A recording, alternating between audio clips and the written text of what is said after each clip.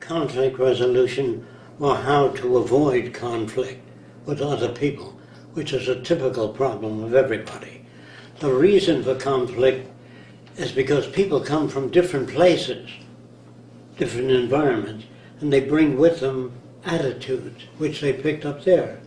So merely commanding another person, saying to another person, you ought not to think the way you think, does not alter the behavior. So if you really want to get along with people, only when they say to you, what's the best way to put the shovel into the ground? Use your foot. It's easier. But if they don't ask you, let it go.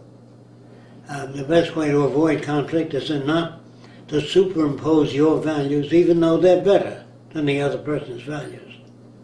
Like Roxanne may like cats. I don't like cats in the house because I feel that they're dirty and all that. But anyway, the question is, how much do I like Roxanne? You know what I mean? If she doesn't mean that much to me, I say the cats go or I'll go. All right. When you deal with people, whatever their views are, unless they say to you, what do you think of my views? Then you can give your opinion. Like sometimes Joel may feel that his boss is not correct in his values. If you were to confront him with saner values, he would not understand it. He would resent it too because it's a put down. Do you know what I mean? So when you meet people, they tell you what their values are by the way they speak, the way they talk about different things. Unless they say to you, what do you think of my values? Then you open up. Well, what do you think of the way I use a paintbrush? If they say to you, that's no way to use a paintbrush, that doesn't tell you how. You wipe it on the can or whatever it is, you can tell them. Very few people, unless they're going to school to study aviation mechanics, they go there to learn what this guy has to say. But if one of the students tell them something, they would feel put down. The student says, well, what you don't understand is the mechanics of a piston engine. That's a put down because the student is telling that. If the instructor told him that, he went there to study plumbing or art or music. So you listen to an instructor. You're there to learn what they have to tell you. But when you meet ordinary people, if Roxanne, say, is working in something, and it's very important to her, and it's a phone call, which detracts her away from that, and she may go back and not continue along the lines. But if you say, hey, you should continue along the lines you're working at, unless she said, Christ, I'm terribly disorganized, what do you suggest I do? Then you write 1, 2, 3, 4, 5, and she says, I don't like 4 and 5. But don't argue with her. If she says, I'm not sure of 4 and 5, then you can instruct her. The language tells you whether a person wants to hear more or know more. Anything you say is a put down to normal people. If it improves, if it's overseeing the other person's shortcomings. If another person has shortcomings, you work with those shortcomings, unless they say, how are you able to accomplish 4 films a day and I can only do 1? Then you can say, because you clean out, you bake the oven, and then you water the lawn, then you go back to your job. You have to stay with each system. Do you understand what I mean? If you get out to do a bridge, and in the meantime you water the roses and trim trees, a lot of things remain half done. I don't say you do that. But if you walk over to Larry and say, don't do it that way, do it this way, you're superimposing your values. They may be right, but you don't superimpose unless they ask you.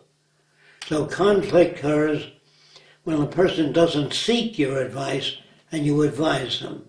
It doesn't always occur, but it will. So the way to get along with people is to let them be what they are, unless they say, I don't seem to get along with Polacks. What's my problem? Very few people do that. Very few people, in fact, I've never run into a person and said, what do you think of my value system? What do you think of the way I think? If they do that, and it's sincere, not an ego thing, where they appear to be polite. And if a person annoys you in some way, just say, I don't like to discuss races. I mean, if you want to be a racist, okay, I'm not interested in that. And he said, well, how come you don't see niggers as I see them? You can explain. But if he says, well, God damn it, that's the way I feel, let him talk. Or discharge him if you hired him. You don't want to hear that. We hired a guy. There was a black man up on a pole working on an antenna. And the guy says, I need some rope. He says, tie it around your neck. If you fall, you'll hang yourself.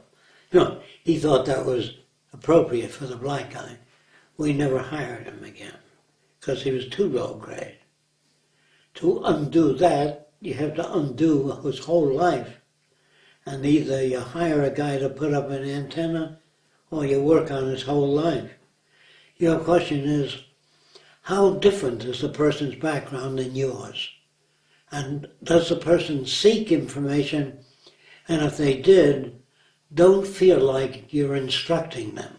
If you come over and say, Larry, that's no way to use a paint remover. Best thing to do is say, I used to do it that way, then some other guy told me another way.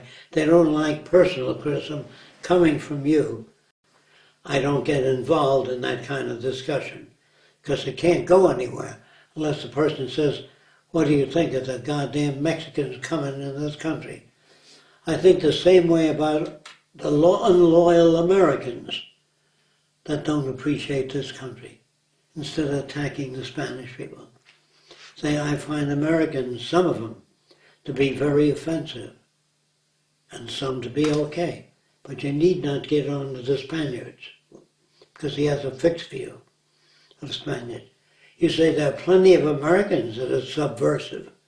He would agree with you as a rule. If he said, well, I never found an American, then get off. If he doesn't want to discuss it, if he feels satisfied with his point of view, the main thing you have to keep in mind is other people come from different places and they see the same thing you see, but their interpretation is different. Unless they call for answers. What do you think I ought to do? If a person has a short memory, make notes. You tell them that once or twice, but not continuously, if they don't apply it. Do you understand? You give people instructions. If they apply it, give them further instructions. If they don't apply it, it means it's just a verbal pastime. What do you suggest I do? My wife likes cats and I like dogs. You have to come up with some story. Let her have her cats if she lets you have your dogs. So in working with conflict, you do it once or twice. You say, it seems to me if you held the drill this way, and first it would work better.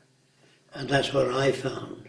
But if a person doesn't ask you and they're busy drilling and they don't want your fucking advice, you tend to your computer. I'll tend to my drilling. You know, sometimes people don't want advice. They feel they're being put down. So stop giving one another advice. That produces antagonism, unless they ask for it. Now, is this an absolute formula? It's a better way of dealing with people, because you can turn them around by pointing out that the trouble with you is you don't listen to anybody. That doesn't cause them to now listen. They'll go on with their same pattern unless they say to you, am I inattentive? What, do I appear inattentive? Very few people talk like that. That's what sane means. Sane means when a person comes over to you and says, I'm not familiar with the jigsaw, how to use it. then you instruct them. If they come over every day and say, I don't know how to use a jigsaw, watch them and guide them through it. Does that make sense? Do you have any attitudes now about different people that think differently than you do? They think differently than you do, period. Making a comment that you're dim-witted or slow. The trouble with you is you have no imagination. That doesn't alter behavior. It only increases conflict. Do you understand what I'm saying? So, if a person's a very good painter of roses, and you like roses, then you associate with him for that reason. But it's just if you ask me, all the Irish ought to be sent back to Ireland, say, well, I'm not that, I don't feel that way about the Irish, so I'd rather not discuss it. I think there are Swedes that behave badly and some Swedes that behave well. You can say that. He might understand that, but I appreciate your comments. Don't wipe him out. You're a racist. You know, don't wipe him out.